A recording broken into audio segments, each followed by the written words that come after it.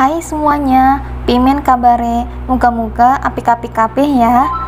Balik maneh ning channel Alivia, channel ora jelas sing penting mandan waras.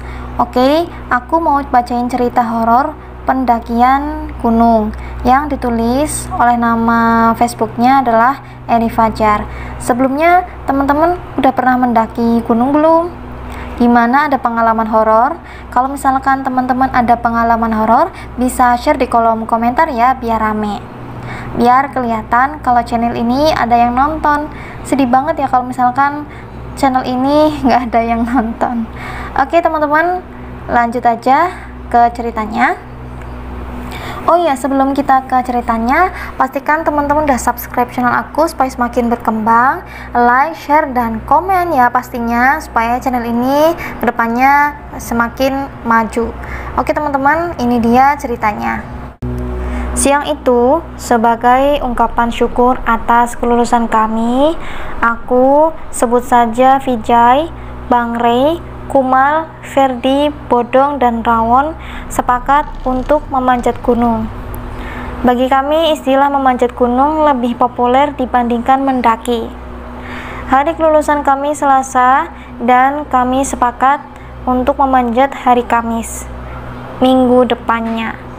Rencana itu muncul gitu aja tanpa ada persiapan matang jauh-jauh hari sebelumnya.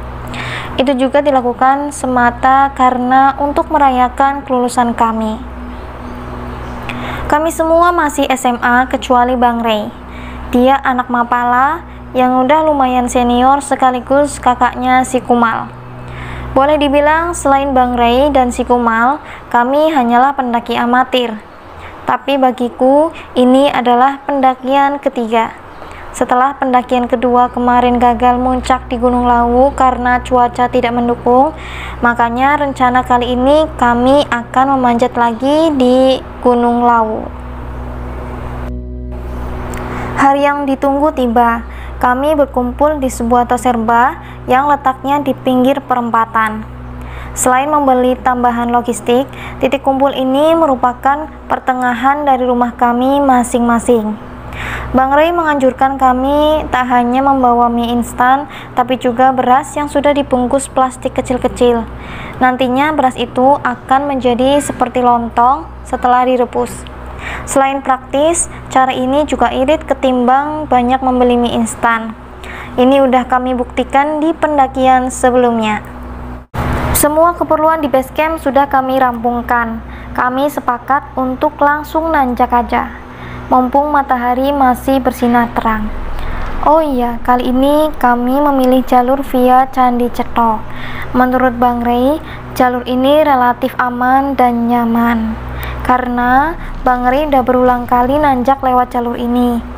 Jadi aman dan nyaman menurut kami adalah jika jalur yang bakal dilalui adalah jalur yang udah cukup akrab. Oke, kami lanjut jalan sesuai arahan Bang Ray. Posisinya Bang Ray leader dan si Kumal sebagai sweeper. Leader biasanya bertugas nunjukin jalan atau nyari jalan sekaligus memutuskan tim harus bagaimana ketika ada sesuatu yang dirasa membutuhkan tindakan atau keputusan. Sweeper ini biasanya bertugas memastikan anggota tim tidak ada yang tertinggal. Rencananya kami akan mendirikan tenda di pos terakhir dan diperkirakan paling telat sampai sana jam 10 malam. Salah satu kenekatan dan kelalaian tim kami ini adalah kami langsung merasa expert gitu aja setelah naik 1-2 gunung sebelumnya. Tapi lagi-lagi karena ada Bang Ray, kami percaya akan baik-baik aja. Jalan kami santai karena memang tak ada target waktu. Tak ada pendaki yang kami temui selama manjat. Mungkin karena memang bukan hari libur dan tidak bertepatan dengan hari besar. Mengingat ini tergolong pendakian mendadak, maka tak semua anggota menyiapkannya dengan baik. Si Bodong misalnya, entah mengapa hari ini dia tidak terlihat seperti biasanya. Dia diem aja, padahal biasanya dia lumayan lucu. Perjalanan ke pos pertama lancar aja. Kami masih ketawa-ketawa sambil sesekali berhenti untuk sekedar minum. Tak ada kendala berarti hingga hari menjelang sore dan matahari mulai terbenam.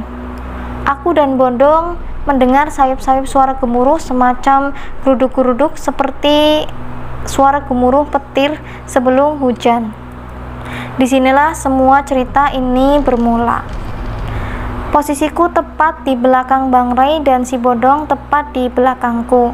Jarak kami berjalan rapat-rapat. Jadi begitu terdengar suara geruduk-geruduk, aku bisa tahu bahwa anggota lainnya tidak ada yang dengar karena mereka santai, kecuali si Bodong. Dia langsung merapat dan memegang pundakku. Mendadak aku dan dia menghentikan langkah kami sesaat. Di sini perasaan mulai gak enak. Tapi ini gak berlangsung lama karena kami berdua langsung jalan lagi. Selain jangan buang sampah sembarangan, salah satu peraturan tak tertulis selama di gunung adalah jangan pernah ngomongin kejadian yang membuat kita takut kepada anggota lain saat itu juga. Karena bisa membuat anggota lain jadi ikutan panik, dan kepanikan itu bisa mengacaukan segalanya, bahkan mungkin bisa mengancam nyawanya. Pos 2 dan 3 sudah kami lewati dengan sempurna. Jalan terus menanjak dan pohon-pohon semakin rapat. Jalanan juga semakin sempit. Di sini si Bodong beberapa kali minta berhenti karena kelelahan. Dia sempat ngasih kode ke aku bahwa tas kecil yang dia bawa berat banget. Lalu si Kumal menawarkan diri. Yaudah, akhirnya kami lanjut lagi. Pas lanjut jalan beberapa meter, tiba-tiba si Kumal berteriak, "Berhitung!" Lalu kami mulai berhitung diawali dari Bang Ray.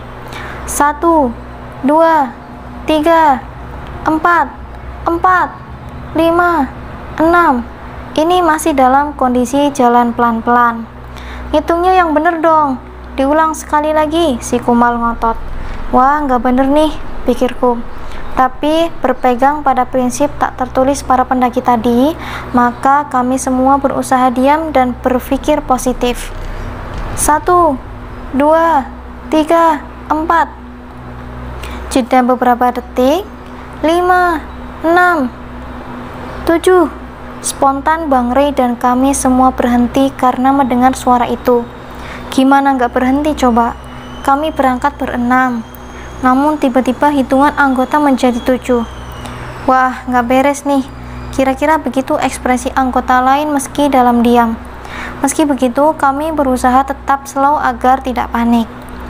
Posisi barisan dari depan, Bang Ray, aku, Bodong, Ferdi, Rawon, dan paling belakang si Kumal. Jarak kami rapat-rapat, paling selisih 2 langkah saja antara satu dengan lainnya. Tapi ternyata pas berhenti dan kami semua menengok ke belakang, jarak antara Ferdi, Rawon, dan si Kumal berjarak cukup jauh, yaitu sekitar 5 langkah satu sama lain. "Rapatkan barisan, hitung ulang." Mendengar perintah itu secara otomatis Ferdi, Rawon, si Kumal melangkahkan maju merapat ke arah kami.